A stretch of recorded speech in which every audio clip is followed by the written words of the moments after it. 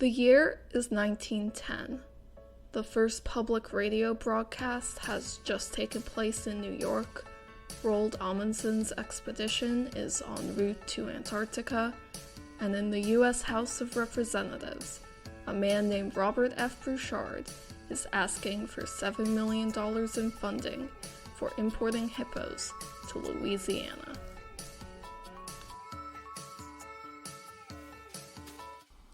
Broussard was part of a larger movement of people who took an interest in introducing foreign species. Acclimatization societies, as they were called, were created as early as the 1850s. In most cases, their purpose was to introduce European species around the world, an outgrowth of both colonialism and a belief in the discredited theory of Lamarckian evolution, according to which a species would be able to quickly adapt to a novel environment within only a few generations. Famously, the American Acclimatization Society released European starlings into New York Central Park as part of a plan to introduce to America all of the birds mentioned in Shakespeare's plays. All this is to say that Broussard had allies. When he introduced the hippo bill, he brought along 3 experts to testify in front of the House Agricultural Committee, and each of them had their own reasons for passionately supporting the bill. One was Major Frederick Burnham, who had independently attempted to find funding for importing African gazelles and giraffes 4 years earlier. He had even managed to convince President Roosevelt of the idea before the proposal fell through, but he was optimistic about this new bill. Then, there was W.N. Irwin of the U.S. Department of Agriculture, an eccentric researcher who had written a paper advocating for hippo ranching the previous year. Finally, there was Fritz Duquesne, who grew up in South Africa watching family members hunt hippos for meat before becoming a big game hunter himself. His real-life experience with hippos would be a vital part of Broussard's strategy. He was also a habitual liar and con man who would spend the later part of his life on the run from the FBI, but we'll get to that part of the story later. As for Broussard himself, he became an advocate of hippo importation for 2 main reasons. The more practical reason was that America was going through a meat shortage at the time. As a result of overgrazing, valuable ranch land was no longer suitable for raising cattle, and meat prices skyrocketed in response. But Broussard's pet reason was to use the hippos to clear the waterways of Louisiana, his home state. The invasive water hyacinth, introduced to Louisiana in 1884, carpeted the Mississippi River, depriving fish of oxygen and blocking shipping routes. For Broussard, the solution of importing hippos seemed simple, even elegant. He would be ridding his state of 2 problems in one fell swoop. Sandwiched between a hearing about federal land law and a hearing to establish standard packages for apples was the hearing for Bill H.R. 23261 to import wild and domestic animals into the United States, provided that said animals will thrive and propagate and prove useful either as food or beasts of burden. The bill asked for $250,000 in funding, which is the equivalent of over $7 million today. Broussard first introduced Irwin, who gave an opening statement arguing that hippos were the natural solution to the country's meat shortage. For a good many years, I was led to the conclusion that we ought to have more creatures, he said. It seems rather strange that for 400 years we have continued to use 3 animals for our meat supply: cattle, sheep, and swine.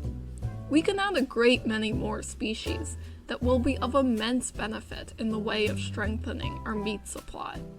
That is why I have prepared this little paper on this subject, suggesting that we get the hippopotamus here, an animal whose flesh is excellent in quality and that is easily kept in suitable locations, an animal that will turn the plague that they now have in the south, that is, water hyacinth, into good, wholesome flesh for our people. Irwin also suggested numerous other species that could be brought over: Cape buffalo, antelopes, llamas, yaks, and camels, which, as a side note, had already been brought to the US in the mid-19th century for use in an experimental camel corps, which was ultimately abandoned after the camels were captured by the Confederate Army during the Civil War. He did admit that the rhinoceros might be too difficult to domesticate, but was staunch in his belief that all of the other animals would be easy to tame, saying that the hippopotamus are very easily tamed and become very much attached to man. There would be no trouble in fencing them and controlling them. He also reported that hippo meat tastes like a combination of pork and beef. Broussard then introduced Duquesne, who talked about his familiarity with eating hippos and stressed how docile they were. It was the easiest animal for us to get, he said. It is a rather shy animal and confines itself to where it can get food. When young, the animal can be led on a leash. You can feed it on a milk bottle like a baby. It is absolutely not dangerous. The hippopotamus is as tame as a common garden cow.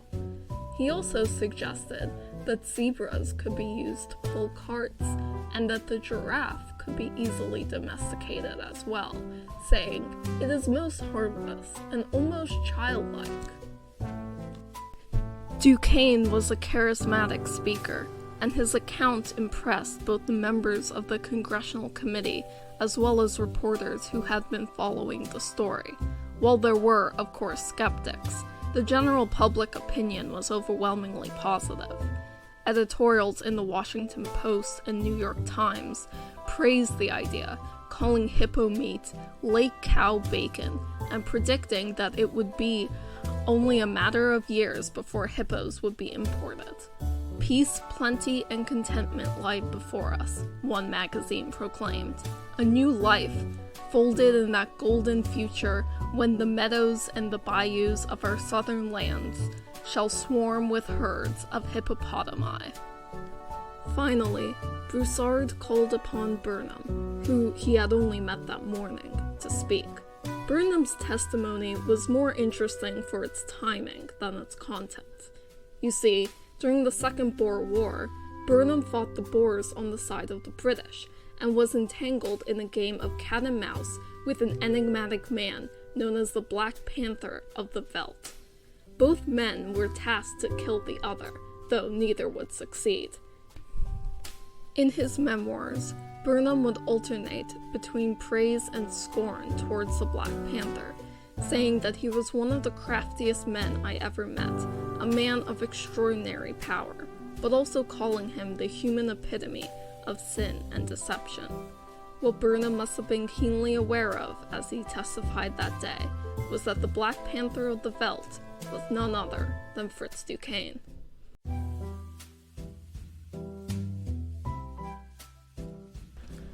Surprisingly, both Duquesne and Burnham seemed content to put aside their past and work together on the Hippo project. The three of them, Burnham, Broussard, and Duquesne, would continue to work together after the hearing, forming the new Food Supply Society later that spring. Duquesne was sent on a fact-finding mission to Louisiana, and initially all seemed promising. However, as the months dragged on and the society struggled with sloppy management, it became clear that the Hippo project was losing momentum. The initially supportive press became more skeptical of the idea, as the funding for hippos failed to materialize. The next year, Burnham and Broussard met in Washington, and decided that Broussard would reintroduce the bill, while Burnham would travel to Africa to evaluate other species with importation potential. But Burnham never managed to make the trip to Africa, while Broussard would postpone the reintroduction of the bill year after year.